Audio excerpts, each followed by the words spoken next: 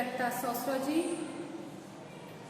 आज हम आपको पढ़ाने जा रहे हैं सोशियोलॉजी का पहली बुक सोशियोलॉजिकल थॉट यानी कि सामाजिक विचार। इसका पहला चैप्टर है हमारे समाजशास्त्री कार्ल मार्क्स का। आज हम इनके जीवन चित्रण के बारे में पढ़ेंगे। इनका जीवन कैसा था, कहाँ इनका जन्म हुआ, कैसी पढ़ाई हुई, क्या इनकी पारिवारिक स्थिति थी, कौन सी इन्होंने पुस्तक लिखी थी। आज हम इनके बारे में पढ़ेंगे। तो बच्चों स्टार्ट करते हैं वीडियो को। क्लास है हमारी BA third year, paper first है आपका सामाजिक विचारक। यूनिट आपकी फर्स्ट कार्ल मार्क्स है। कार्ल मार्क्स के बारे में आज हम जानते हैं, कुछ बताते हैं आपको। तो बच्चों कार्ल मार्क्स जर्मनी के निवासी थे। इनका जन्म 5 मई 1818 में हुआ था। 5 मई 1818 में प्रेशिया के राइन प्रांत के ट्रियर नगर में हुआ था और ये एक यहूदी परिवार के थे। यहूदी परिवार में इन्होंने जन्म लिया था। इनका पूरा नाम है Karl Heinrich Marx. Karl Heinrich Marx. तो आपको बता दें कि इनके पिता एक प्रसिद्ध वकील थे और वे चाहते थे कि मार्क्स भी उनकी तरह एक अच्छा वकील बने। मार्क्स के पिता एक बहुत बड़े वकील थे और उनके पिता का भी ये मानना था कि कार्ल मार्क्स भी एक बहुत अच्छे वकील बने, परंतु कार्ल मार्क्स वकील नहीं बनना चाहते थे और उन्होंने समाजशास्त्री बनने का तय किया। इनकी मां डच यहूदी जाति की थी और सन 1824 में इनका परिवार यहूदी छोड़कर ईसाई बन गया। इनका परिवार यहूदी जाति छोड़कर और ईसाई धर्म अपना लिया। उस समय कार्ल मार्क्स केवल 6 वर्ष के थे और इस तरह से धर्म परिवर्तन कर लेने से 6 वर्ष के बालक कार्ल मार्क्स के मन पर बहुत गहरा प्रभाव और वे आगे चलकर यहूदी धर्म के कट्टर विरोधी बन गए। अब हम बताते हैं कार्ल मार्क्स की पढ़ाई यानी कि शिक्षा।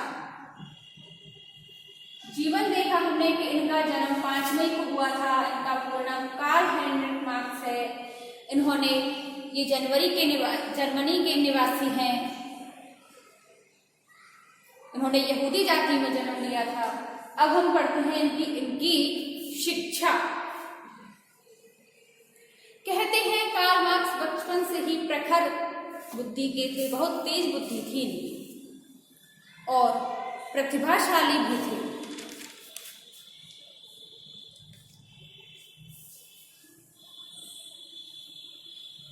जब ये 17 वर्ष के थे तो ये विधि की शिक्षा ग्रहण करने के लिए बॉन विश्वविद्यालय गए, परंतु 1 वर्ष के पश्चात ही मार्क्स अपनी शिक्षा छोड़कर इतिहास और दर्शन का अध्ययन करने के लिए बर्लिन विश्वविद्यालय चले। अब हम देखते हैं कार्ल मार्क्स का जो पारिवारिक जीवन था वो कैसा था। क्या देखेंगे? पारिवारिक जीवन। कार्ल मार्क्स का पारिवारिक जीवन।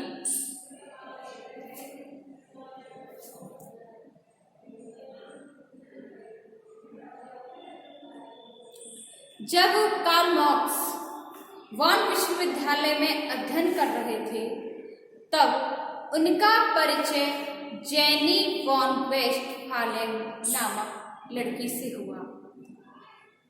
जेनी बचपन से ही कार्ल मार्क्स की मित्र हुआ करती थी और जब ये विद्यार्थी जीवन व्यतीत कर रहे थे उसी समय इन दोनों की मित्रता फियोंसे में बदल गई, यानी कि इन दोनों की मंगनी हो गई और सन 1843 में इन दोनों का विवाह हो गया। जेनी बहुत अच्छी महिला थी। वे अपने कार्य बहुत मेहनत से करती थी, चाहे वह कार्य स्थल का कार्य हो या फिर घर का कार्य हो, बहुत मेहनत करने वाली थी। कार्ल मार्क्स का साथ देने के लिए उन्होंने अपना सर्वस्व त्याग दिया।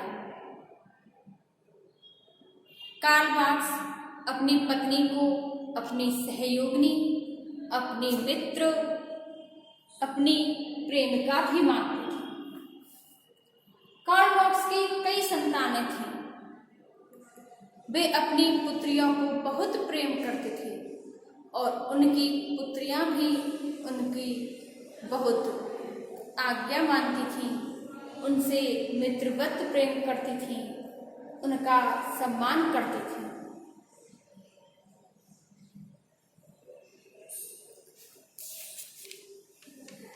अब बच्चों आपको बताएं कि कार्ल मार्क्स की मृत्यु कब हुई।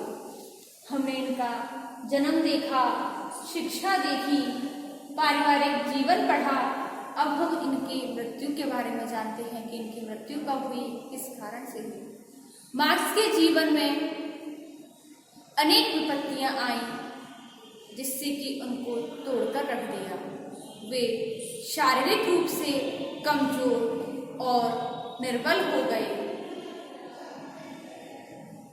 2 दिसंबर सन 1881 को इनकी पत्नी जेनी की मृत्यु हो गई और कुछ समय पश्चात इनकी बड़ी पुत्री की भी मृत्यु हो गई। जबकि अपनी पत्नी को, अपनी पुत्रियों को बहुत अधिक प्रेम करते थे और जब कोई अपना इस संसार से चला जाता है तो बहुत दुख होता है, तो जिसके कारण कि वो बहुत टूट गए थे।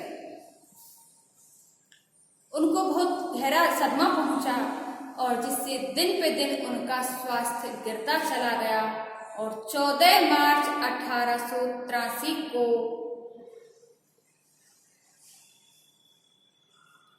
लंदन में महान क्रांतिकारी हुए, जिसे अंतर्राष्ट्रीय सर्वहारा वर्ग के महान शिक्षक नेता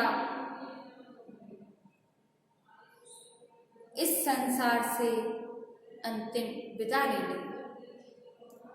और आपको बता दें, कार्ल मार्क्स ने अपने जीवन में भी कुछ पुस्तकें लिखी थी, जैसे कि पहली पुस्तक है द होली फैमिली। ये उन्होंने सन 1844 को लिखी थी। दूसरी है जर्मन आइडियोलॉजी, ये 1845 से 1846 को लिखी थी। तीसरी book the poverty of philosophy सन 1847 को लिखी। चौथी बुक दास कैपिटल सन 1867 को लिखी थी। पांचवी है the civil war in France सन 1870 से 71 में लिखी गई।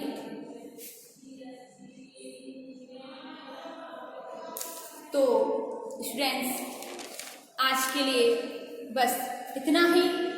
आगे की वीडियो हम आपको कल लाएंगे। धन्यवाद।